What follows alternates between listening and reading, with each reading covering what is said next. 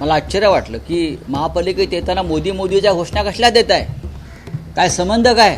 नशीब अडाणी घोषणा दिल्या नाहीत. मोदी म्हणजे अडाणी त्याचा दुसरा अर्थ तो आहे. अरे त्याला नीट धोतर नेसता येत नाही रे, तो काय आम्हाला अक्कल शिकवतो. बघा तुम्ही त्याला एकदा त्याचं धोतर कसं असतं ते. जो स्वतः धोतर नीट नेसू शकत नाही तो ठाकरेंना सांगतो आम्हाला मोदीला घाबरू नका. मोदीला कोण घाबरत आहे. हातामध्ये तुमच्या सत्ता आणि एजन्सीज म्हणून तुम्ही आम्हाला सांगा काय धोतर नेसायला शिका नीट. आणि मग इथे महाराष्ट्रातून आम्हाला अक्कल शिव. एक नंबरचा लफंगा माणूस आहे. रोहित पवार यांनी जे मांडलेले मुद्दे आहेत ते तुम्ही स्वतः तपासा. आपण राज्याचे मुख्यमंत्री आहात बरं का. तुम्हाला अजित पवार गेल्यावरती तुमचं मन भरून आलं होतं ना, मित्र गमावला.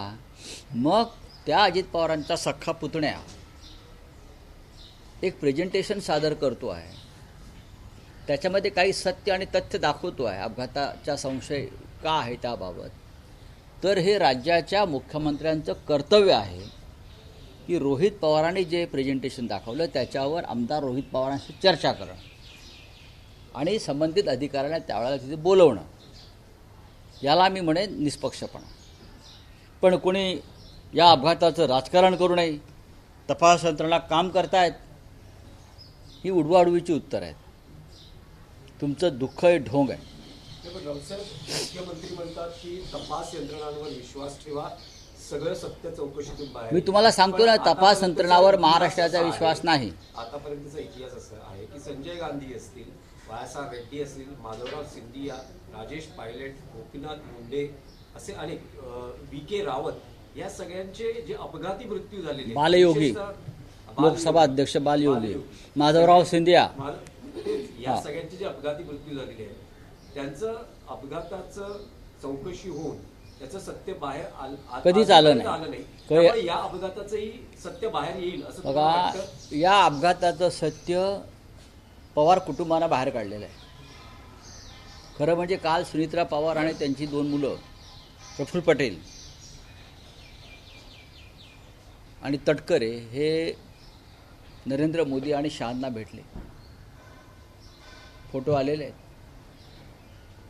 चांगली बैठक झाली असं चित्रावरून दिसतं आहे. रोहित पवारांनी दिलेलं प्रेझेंटेशन संदर्भात जो संशय व्यक्त होतो आहे महाराष्ट्रात, त्या संदर्भात त्यांनी देशाच्या प्रधानमंत्र्यांशी सुद्धा बोलायला हवं होतं. राजकीय चर्चा यापुढेही होत राहील, पण गृहमंत्री अमित शहा आणि प्रधानमंत्री मोदी यांच्याशी जर प्रफुल्ल पटेल किंवा सुनेत्रा वहिनींनी चर्चा केली असती तर कदाचित तपासाला गती आली असती. पण आज सामना संपादकीयमध्ये पुन्हा एकदा रोहित पवारांनी जो उल्लेख केलाय तो अगदी स्पष्ट शब्दात ठळकपणे करण्यात आलेला आहे.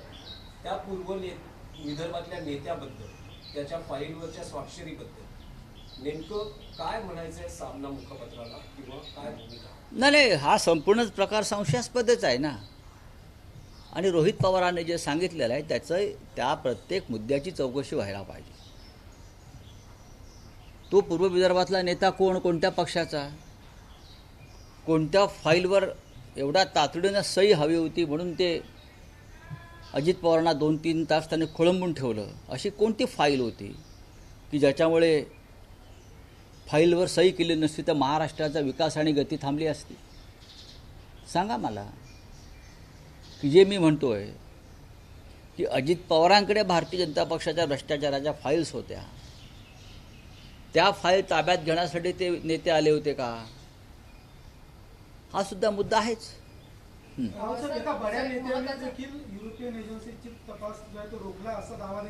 मला माहीत नाही आता या विषयावरती मी चर्चा करणं आम्ही थांबवायला पाहिजे. रोहित पवार सक्षम आहेत, त्यांचं कुटुंब सक्षम आहे. सर, चंद्रशेखर बावनकुळे यांच्या विभागासंदर्भात एक मोठा प्रकार 24 तास उघडकीस आणलेला आहे.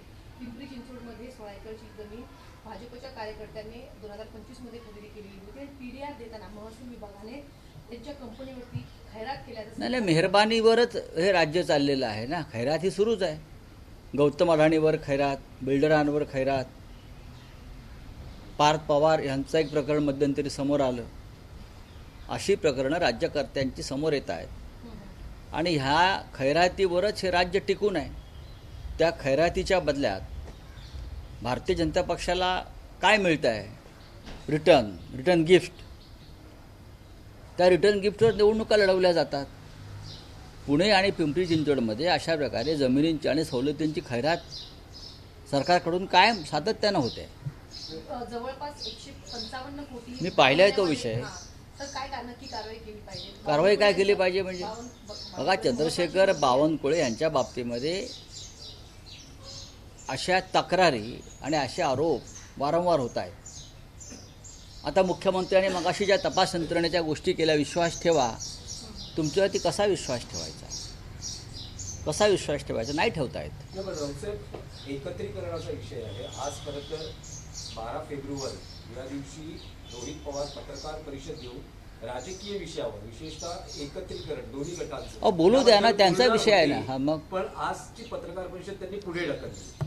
त्यांचं असं म्हणणं आहे की अपघाताची चौकशी आणि त्यामध्ये मुद्दे जे आम्ही उपस्थित केले ते सध्या महत्वाचे आहे. पण एकत्रीकरण हा जो विषय आहे, एका बाजूला 17 तारखेला शरद पवारांच्या पक्षानं बैठक बोलावलेली आहे. काय वाटतं? काल मुंबई महानगरपालिकेत महापौरांनी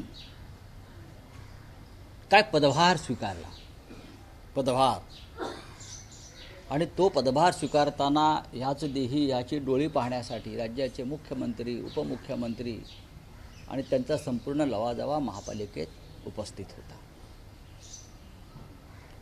त्यांचं म्हणणं आहे महापौरांचं, मी ऐकलं की मुंबई भ्रष्टाचार मुक्त करू. 4 वर्षात भ्रष्टाचार कोणी केला? त्यांच्याच प्रशासकांनी, नगरविकास खात्यानं आणि मुख्यमंत्र्यांनी केला आहे. त्यांनी नक्कीच चौकशी केली पाहिजे. मुंबई आम्ही सुरक्षित करू म्हणे महिलांसाठी, बोलले आहेत ना. जर मुंबई महिलांसाठी सुरक्षित वाटत नसेल याचा अर्थ देवेंद्र फडणवीस यांचे ते अपयश आहे. गृहमंत्री कोण आहे या महापौरांना तुमच्या माहीत पाहिजे, नवीन महापौरांना, की जे काल उपस्थित होते महापालिकेमध्ये, गृहमंत्री, त्यांची जबाबदारी आहे मुंबई सुरक्षित ठेवणं आणि करणं आणि महिलांना सुरक्षा देणं. हे का महापौरांचं काम आहे का? याचा अर्थ त्यांचं संपूर्ण गृह खातं मुंबईला सुरक्षित करण्यात, मुंबईच्या महिलांना सुरक्षा देण्यात अपयशी आहे. आणि त्याच्याबद्दल मुंबईच्या महापौरांनी गृहमंत्र्याच्या दालनाबाहेर जाऊन ठाण मांडलं पाहिजे, ठिय्या आंदोलन केलं पाहिजे. कामं करा तुम्ही. मुंबईच्या विकासाची दृष्टी तुमच्याकडे असेल तर तुम्ही करा, जसे तिकडे मोदी म्हणतात 70 वर्षात काँग्रेसने काय केलं, तसं इथे हे म्हणतायत. या मुंबईचा चेहरा मोहरा बदलण्याचं काम सातत्यानं शिवसेनेनं केलं. हा चेहरा मोहरा मराठी असावा आणि त्याला विकासाची दृष्टी असावी, हे काम शिवसेनेनं केलेलं आहे. असली शिवसेनेनं, काल तिथं उपस्थित असलेल्या डुप्लिकेट शिवसेनेनं नाही. त्याच्यामुळेच काल मला आश्चर्य वाटलं की महापालिकेत येताना मोदीच्या घोषणा कसल्या देत आहे?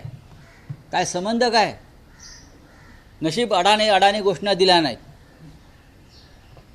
मोदी म्हणजे अडाणी, त्याचा दुसरा अर्थ तो आहे. ही मुंबई मराठी माणसाची आहे. छत्रपती शिवाजी महाराजांच्या प्रेरणेतून शिवसेना स्थापन केली, त्या बाळासाहेब ठाकरेंची आहे. मुख्यमंत्री काय म्हणत आहेत?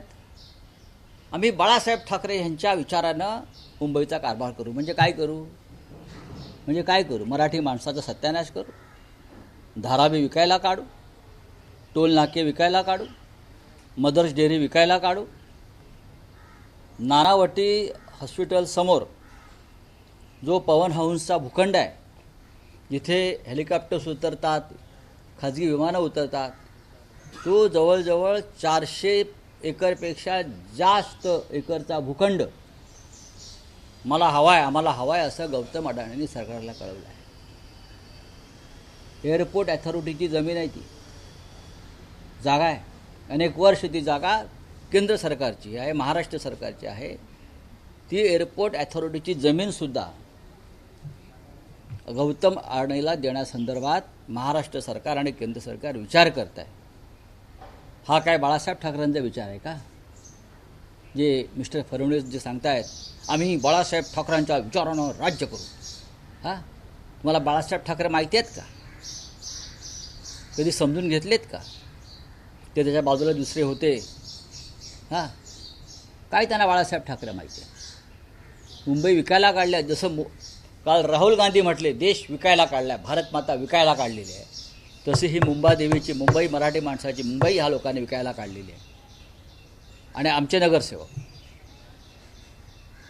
विरोधी पक्षात जरी असले तरी फडणवीस, मोदी आणि शहांचा आणि अडाणीचा मुंबई विकण्याचा डाव उधळून लावल्याशिवाय राहणार नाही.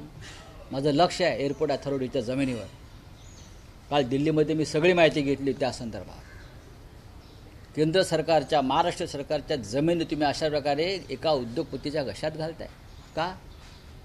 कोणाच्या भीतीपोटी का? तुमची पण नावं आले आहेत एफिस्टन फाईलमध्ये म्हणून घाबरून जमिनी देत आहे. लक्ष आहे आमचं. तर भीतीचा उल्लेख केला तर काल कोश्यारीने असं म्हटलं आहे की राज ठाकरेच बहुधा जास्त मोदींना. अरे त्याला नीट धोतर नेसता येत नाही रे, तो काय आम्हाला अक्कल शिकवतो? हा, त्याला नीट धोतर नेसता येत नाही स्वतःचं. बघा ना तुम्ही त्याच्यासमोर, बघा तुम्ही त्याला एकदा, त्याचं धोतर कसं असतं ते. जो स्वतः धोतर नीट नेसू शकत नाही तो ठाकरेंना सांगतो आम्हाला मोदीला घाबरू नका. मोदीला कोण घाबरत आहे? काल राहुल गांधीने सांगितलं ना, डोळ्यात डोळे घालून बोलण्याची हिंमत नाही नरेंद्र मोदीची आणि अमित शहाच्या. गांधींचं भाषण सुरू असताना प्रधानमंत्री आणि अमित शहाने पार्लमेंटमधून पलायन केलं. ते आम्हाला सांगतात भीती. हातामध्ये तुमच्या सत्ता आणि एजन्सीज म्हणून तुम्ही आम्हाला सांगता काय धोतर नेसायला शिका आधी नीट. आणि मग इथं महाराष्ट्रातून आम्हाला अक्कल शिव. एक नंबरचा लफंगा माणूस आहे तो. बोला हे घ्यायचं, लफंगा काढायचा नाही. आणि त्याला पद्मभूषण दिलं. छत्रपती शिवाजी महाराजांचा अपमान करणारा, महात्मा फुल्यांचा अपमान करणारा हा माणूस, त्याला भारतीय जनता पक्षानं पद्मभूषण दिलं. हा बाळासाहेब ठाकरेंचा विचार नाही आहे मिस्टर फडणवीस, लक्षात घ्या. जोड्याने मारलं असतं त्याला पद्मभूषण देणाऱ्यांना बाळासाहेबांनी. चला हो गया हिंदी में. चांगला महत्त्वाचा, फार महत्त्वाचा विषय, अत्यंत महत्त्वाचा प्रश्न आहे. चंद्रपूरच्या नगरसेवकांना मी कालही सांगितलं आहे, ह्याच्यामध्ये काँग्रेस पक्षानं अधिक गंभीरतेनं चर्चा करणं गरजेचं होतं शिवसेनेच्या आमच्या नगरसेवकांशी, त्या गटाशी. त्यांच्यामध्ये वंचितचेही काही लोक होते, काही अपक्ष होते. पण दुर्दैवानं काँग्रेस पक्षांच्या तिथे 2 गट आहे, दोघांनी वेगवेगळं रजिस्ट्रेशन केलं असेल, आपण पाहिलं असेल. काँग्रेस पक्षाच्या 2 गटामध्ये एकवाक्यता शेवटपर्यंत होत नव्हती, झाली नाही. आम्ही त्या संदर्भात वरिष्ठांशीही बोललो. खासदार श्रीमती धानोरकरांशीही बोलणं झालं, विजय वडेट्टीवारांशी बोलणं झालं. तरीही जर त्या दोघांमधलंच मिटत नाही, अशा वेळेला स्थानिक राजकारणामध्ये काय उलथापालथ झाली आणि त्यांनी भारतीय जनता पक्षाला पाठिंबा दिला, महापौरपद वगैरे दिलं. त्या संदर्भात स्वतः उद्धव ठाकरे लक्ष घालत आहेत. स्वतः कदाचित 1-2 दिवसात त्या लोकांना इथे मुंबईत पाचारण केलं जाईल आणि त्यानंतरची पुढली खबर मी तुम्हाला देईन. पण एक सांगतो मी तुम्हाला, माननीय उद्धवजींचं परत एकदा सांगतो की कोणत्याही परिस्थितीमध्ये भारतीय जनता पक्षाला मदत करण्याची भूमिका त्यांची नव्हती आणि आजही नाही. ज्या भारतीय जनता पक्षानं बाळासाहेब ठाकरेंचा पक्ष फोडला, चिन्ह चोरायला मदत केली, अशा चोरांना पाठिंबा देऊन कुठेही सत्तेवर आणू नका, हे त्यांचे स्पष्ट आदेश चंद्रपूरसाठी होती. या उपर जर कोणी सुपर उद्धव ठाकरे झाले असतील तर मला माहित नाही. पण ते सुपर उद्धव ठाकरे वरुण सरदेसाई आहेत का? स्पेसिफिक प्रश्न आहे, ते सुपर उद्धव ठाकरे वरुण सरदेसाई आहेत का? कारण गिरे त्यांच्या प्रतिक्रियेत असं म्हणता आहे, मला गिरे संपर्कात होतो वरुण सरदेसाईंच्या, त्यांनी सांगितलं तुम्हाला योग्य वाटेल तो निर्णय घ्या. वरुण सरदेसाई योग्य वाटेल तो निर्णय उद्धव ठाकरे आहेत का? नाही. उद्धव ठाकरे एकच आहेत. जसे बाळासाहेब ठाकरे एक, तसे उद्धव ठाकरे एक आहे. मी स्वतः उद्धव ठाकरेंचे आदेश मानतो. मी किती मोठा झालो तरी एखादी गोष्ट जरी मला मनाला पटली नाही, पण जेव्हा माझे पक्षप्रमुख मला सांगतात की संजय आपल्याला हे करायचं आहे, पुढे न्यायचं आहे, तेव्हा मी त्या संदर्भात कधीही वाद घालत नाही आणि त्यांचा आदेश जो आहे तो पाळतो. सत्ता वगैरे किंवा पदं वगैरे त्याच्यापुढे काही नाही. ही मी घेतलेली आमच्यासारख्या असंख्य लोकांनी पाळलेली शिस्त आहे या पक्षामध्ये. जर सत्ता ही मोठी असेल, कोणाला वाटत असेल आपल्या विचारांपेक्षा, तर मी त्यांना इथून हात जोडतो. नाही पण राऊत साहेब, तुम्ही म्हणालात उद्धव ठाकरेंची भूमिका विरोधी पक्षामध्ये बसायला काहीच हरकत जर नसतं. उद्धव आज मुंबईमध्ये आम्ही ठाकरेंची विरोधी पक्षात बसतो आहोत. भूमिका मान्य न करता जर स्थानिकांनी तो निर्णय घेतला असेल, जर स्थानिकांवर कारवाई होणार असेल, तर मग ज्यांना सांगण्यात आलं, ज्यांच्या संपर्कात होते, अशा वरुण सरदेसाईंवर कारवाई होणार का? नाही, असं आहे की हे तुम्ही आणि मी बोलू शकत नाही ना. कोणीतरी तिथून सांगताय. अनेकदा असे चर्चा आमच्याशी होत असतात, पण शेवटी आम्ही फायनली माननीय उद्धव ठाकरे साहेबांचा हा निरोप आहे हे सांगतो. अशा महत्त्वाचे निर्णय भारतीय जनता पक्षाबरोबर जाणं हे पाप आहे. आणि हा महाराष्ट्राला न पटणारा विचार आहे. आज त्यांच्याकडे सत्ता आहे, केंद्रात आहे, महाराष्ट्रात आहे, ती उद्या राहण्याची शक्यता अजिबात नाही. पण शिवसेना हा डाग स्वतःला लावून घेऊ इच्छित नाही की आम्ही गेले अनेक वर्ष भारतीय जनता पक्षाच्या निर्घृण विचाराशी संघर्ष करतो आहोत आणि कुठेतरी सत्तेसाठी आम्ही एकत्र आलो आणि तडजोड केली. ही गोष्ट माझ्यासारख्याच्या मनाला न पटणारी आहे. नाही पण राऊतसाहेब, मुनगंटीवर असं म्हणतायत की जे ठाकरे सेना आणि भाजपमध्ये जी युती झाली आणि महापौर बसला, त्यात मुख्यमंत्र्यांनी एक ऐवजी 1.25 वर्ष ठाकरे सेनेला महापौर देण्यास सांगितलेलं आहे आणि ठाकरे गट आणि भाजपमध्ये स्टॅम्प पेपरवर करार झालाय. मला माहिती स्टॅम्प पेपरवर करार झालाय साहेब. बघा, याच्यावरती उद्धव ठाकरेंची सही असं मला वाटत नाही. मी परत सांगतोय, स्थानिक पातळीवरती काय झालं आहे त्या संदर्भात उद्धव ठाकरे आता माहिती घेत आहेत. पण पक्षातले बहुसंख्य लोक या भूमिकेशी, या विचारांशी या क्षणी मान्य नाही. चंद्रपूरला जर करायचीच आहे तुम्हाला युती, तर आधी तुम्ही महाराष्ट्र मंत्रिमंडळातल्या गद्दारांना बाहेर काढा. तुम्हाला शिवसेना हवी आहे ना, खरी ओरिजिनल. मग शिवसेनेतून बेईमानी करून आलेल्या लोकांना बाहेर काढा, मग आम्ही तुमच्याशी चर्चा करू. नाही पण त्यात तुम्ही काँग्रेसला असं म्हटलं होतं की सत्ता मिळाली नाही याची काँग्रेसला लाज वाटली पाहिजे. नाही बघा, सत्ता त्यावर सपकाळांचं प्रत्युत्तर तुम्हाला असं आहे की इतरांची लाज काढण्यापेक्षा चंद्रपुरात लाज कुणी घालवली हे तपासणं महत्वाचं आहे. हो, ती बघा, हर्षवर्धन सकपाळ जे बोललेले आहेत त्यांनी आत्मचिंतन करायला पाहिजे. आमचे मित्र आहेत ते. शेवटच्या मिनिटापर्यंत तुमच्या 2 गटामध्ये एक वाक्यता का झाली नाही. आणि प्रदेशाध्यक्ष म्हणून आपली जबाबदारी जास्त होती उद्धव ठाकरेंशी चर्चा करण्याची. प्रदेशाध्यक्ष म्हणून तुमची जबाबदारी जास्त होती. तुमच्या पक्षातले 2 गट ज्या टोकाच्या भूमिका घेऊन तिथे उपस्थित होते, ते तुम्ही या राज्याचे पक्षाचे प्रमुख आहात ना. मी याविषयी राहुलजीशी बोललेलो आहे आणि वेणुगोपाल यांच्याशी बोललेलो आहे. ही जबाबदारी नेतृत्व म्हणून हर्षवर्धन सकपाळ यांची आहे की उद्धवजी आमचं आता एकवाक्यता झालेली आहे आणि आपल्याला आता एकत्रित पुढे जायचं आहे चंद्रपूरला. आणि उद्धवजींची तयारी होती. तुम्ही काय सांगताय आम्हाला? राजकारणामध्ये आमचीही काळ्याचे पांढरे व्हायची वेळ आलेली आहे किंवा झालेली आहे. पुढे मग काय आलं? झाला पुढे काय? या देशाचा राष्ट्रपती मुस्लिम होऊ शकतो, अटल बिहारींनी केलेलं आहे. या देशाचा अनेक ठिकाणी मुख्यमंत्री मुसलमान होऊ शकतो, महाराष्ट्रात झालेले आहेत. राज्यपाल होऊ शकतात, लष्कर प्रमुख होऊ शकतात, झालेले आहेत. निवडणूक आयुक्त मुस्लिम होऊ शकतात.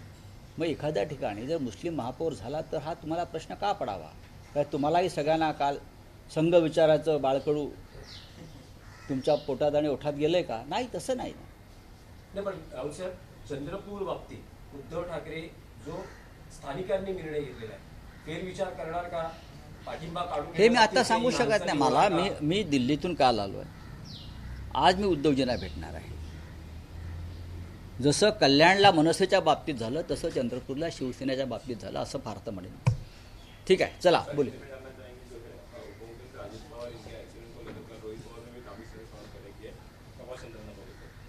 बात ऐसी है कि इन्वेस्टिगेशन एजेंसी इस एक्सीडेंट या षड्यंत्र का जांच कर रही है, लेकिन जिस प्रकार से सभी पूरे देश की और राज्य की पुलिस यंत्रणा, सीबीआई, आईबी, ये भारतीय जनता पार्टी के मुट्ठी में है तो क्या निष्पक्ष जांच हो पाएगी?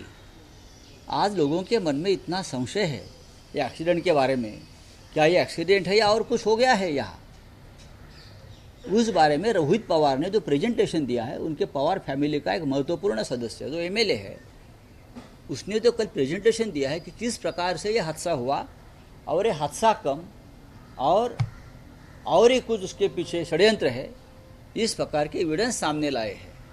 तो उस बारे में देश के गृह मंत्री ने सोचना चाहिए और पवार फैमिली जो खास करके डिप्यूटी सीएम सुनेत्रा पवार और उनके बेटे ने जो कल पीएम से मिले हैं या होम मिनिस्टर से मिले हैं, ये मांग करनी चाहिए। एबीपी माझा, उघडा डोळे बघा नीट।